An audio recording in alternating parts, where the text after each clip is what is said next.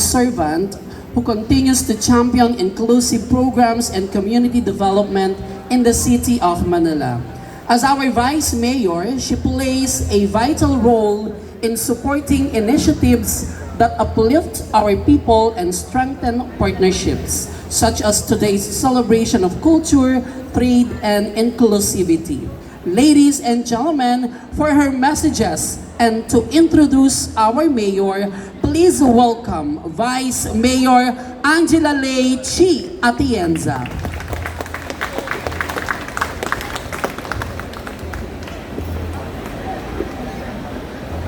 Magandang tanghali po sa inyo lahat. Kamusta po kayo? Buti. Alam ko gutom na kayo dahil gutom na rin ako.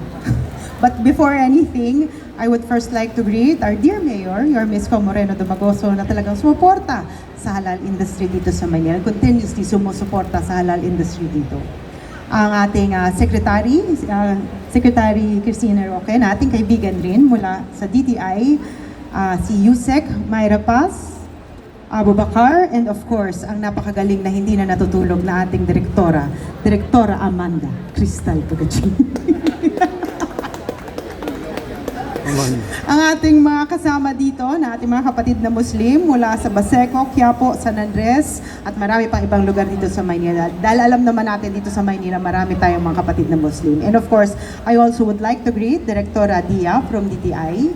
Maraming salamat po. Alam niyo, sa totoo lang, masayang-masaya ako na merong event na ganito. Una, dahil nung ako'y bata pa, puro Muslim food ang kinakain ko. Dahil kalahati po ng Amatista, puro Muslim po ang nandun. Kaya personally, masayang-masaya ako na nandito kayo. At sana kahit kailan wag na kayo umalis para may makakain ako. But nevertheless, alam nyo, nung kami tumatakbo ni Yorme, talagang nakita ko na pareho kami ng puso. Dahil even prior to this run, this administration, nung siya ay alkalde ng Maynila, talagang siya naman ang nagbigay tuon sa mga kababayan nating Muslim, mga kapatid nating Muslim dito sa Maynila. Dahil siya lang ang mayor na nakaisip gumawa ng Muslim cemetery. Kaya palakpakan natin ang ating alkalde. At hindi ko nahahabaan ito dahil unang-una gutom na ako. At alam kong gutom na kayo. At pangalawa, dahil alam ko excited na kayong marinig ang kanyang mensahe para sa atin. Ang nagmamahal sa mga Muslim dito sa Maynila, ang ating nag-iisa na proud tayong na narito, si Yorme Isko Moreno Dumagoso.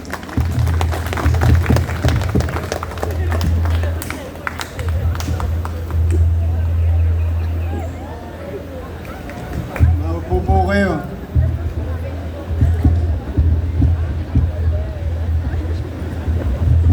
There you go. Maraming salamat. Pag naarawan kayo, masisira yung Chinchansu. Anyway, maraming salamat sa ating Vice Mayor. Palakpakan natin Vice Mayor Chi Atienza. To our special guest, big time talaga Maynila. O ibigay mo isang secretary at isang undersecretary at tumungo dito sa ating mumunting event, no? And because this will be the start of everything with regard to the halal industry. And I'm very happy and proud to say that everything starts at kilometer zero. Because Manila is the kilometer zero. From here, we go everywhere. And thanks to our DTI Secretary Maria Cristina Aldeguer Roque. At shout out sa mga batang 80s. Nanonood ba kayo ng mga TV show, noontime show, noong araw? Alam niyo yung Aldeguer Sisters. Sila po yon, pamilya po nila yon. Lagi ninyong kinakahangaan. Sana, Secretary, makita natin yung sample mamaya. It runs in the blood. But anyway, we are very happy and honored, DTI Secretary Maria Cristina Aldeguer Roque, you coming here today in Manila. And of course, our Undersecretary of Tourism, Yusek Maria Paz B. Abubakar. Ma'am. To the Department of Tourism, Halal Tourism and Muslim Concern Office, at particular na sa ating DTI rin, Mr. Rajia. No? Sir, welcome. lahat to the DTI family who are here and tourism family, department heads, particular na our Manila Muslim Affairs, Director Amatunding, at ating mga konsihal na nandito. Tumayo naman Kit, makita yung mga konsihal natin. Well, again, to our co-workers and our visitors, let me remind you, remind each other. During my first term, while we celebrate today the Halal Festival, noong 2019 to 2022, if you remember, I asked the people of Mindanao to bring their goods, agricultural products, halal food, and all other agricultural supply dito sa Maynila. Kung maalala niyo yung Mindanao food caravan natin na ginawa dito sa Cartilla. And that happened again.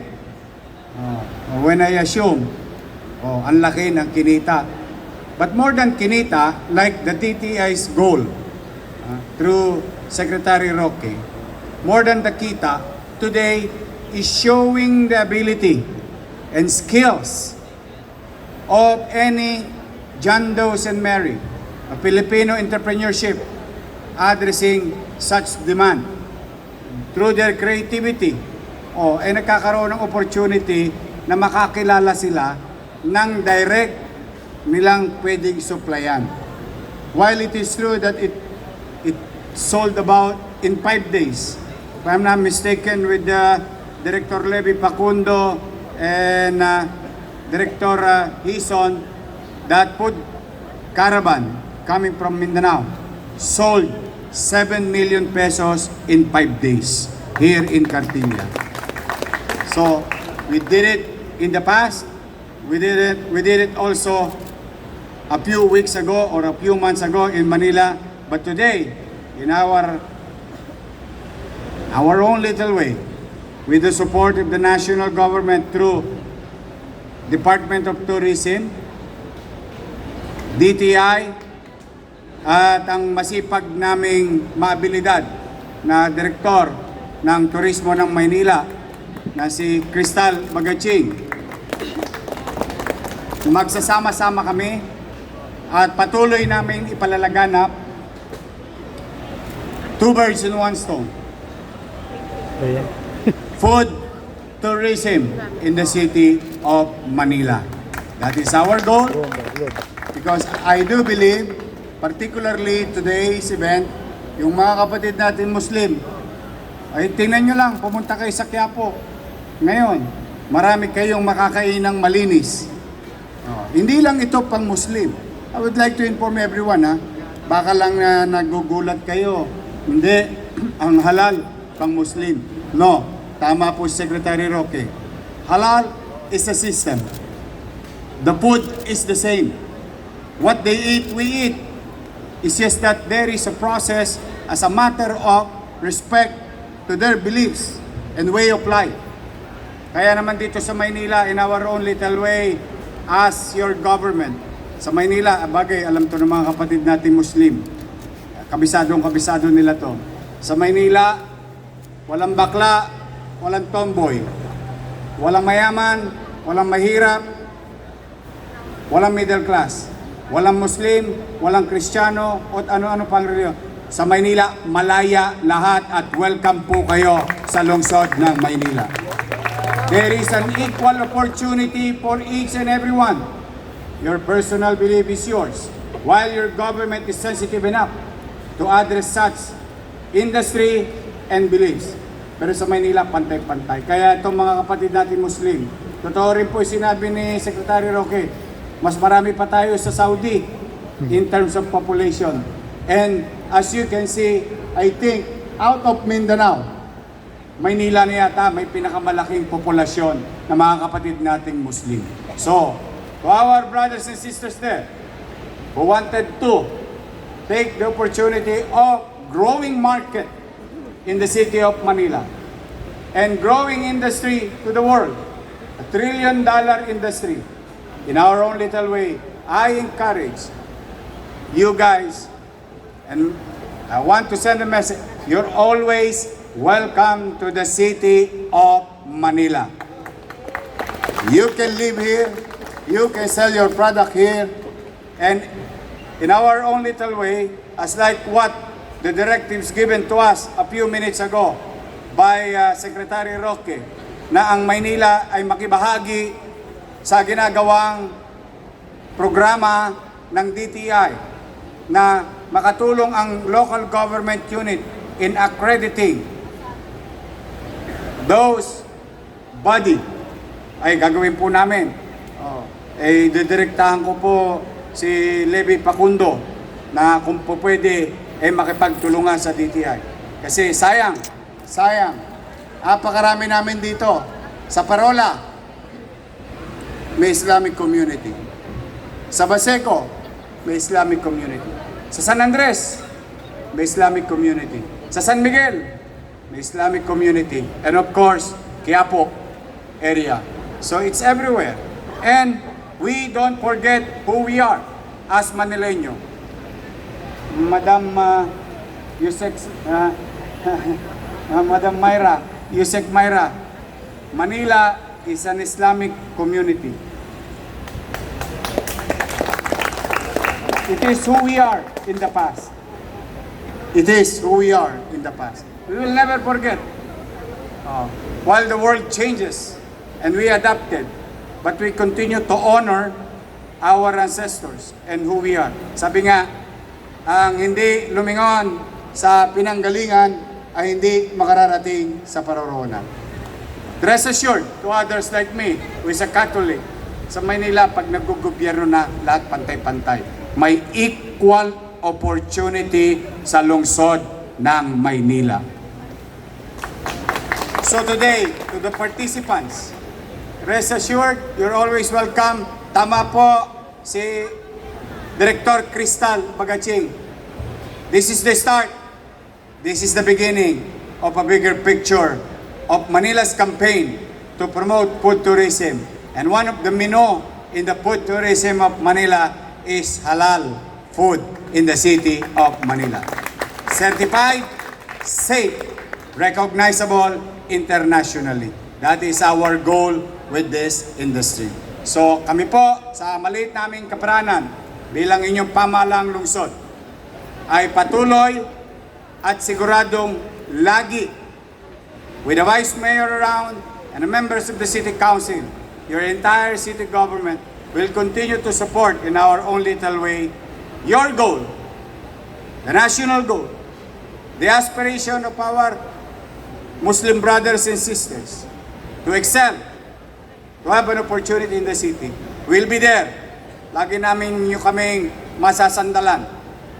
Sabihin nyo sa ating mga kasama, ay dito, dumako kayo sa Maynila. Basta susunod lang kayo sa mga alituntunin ng pamahalaan, ay no harm will come to you. Manila is a big market. We have about 2 million nighttime population and about 3 million daytime population. That is huge. That is a great numbers. And there will be an opportunity for each and every one of you. Again, congratulations. Today is the window of opportunity. And stating and saying, lagi kayong welcome sa lungsod ng Manila. Magandang araw, pagpalain nawa kayo ng Kong May Kapal. Manila! Gusto ko lang, Duktong, alam niyo ba ito? Mahalagang simbol sa mga kapatid natin Muslim.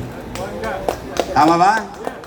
Kung tayo yung Manila, God first, sa kanila, one God. Same symbol, same belief. Tama ba? Sabi sa inyo, aral kayo history, ha?